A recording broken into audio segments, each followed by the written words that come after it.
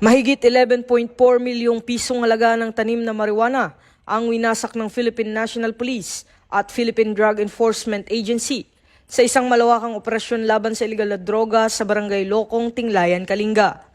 Sa 2 araw na operasyon simula September 28 to 29, 2025, binunot at sinunog ang tinatayang 57,000 na tanim na marijuana, kabilang ang 33,000 na halaman na nagkakahalaga ng 6.6 milyon at 24,000 na halaman na aabot sa 4.8 milyon. Pinangunahan ito ng Kalinga Police Provincial Office kasama ang iba't ibang unit ng PNP at PIDEA Kalinga. Ayon kay PNP Acting Chief Police Lieutenant General Jose Melencio Nartates Jr., patunay ang operasyon na hindi titigil ang pulisya sa kampanya kontra iligal na droga alinsunod sa direktiba ni Pangulong Ferdinand Bongbong Marcos Jr.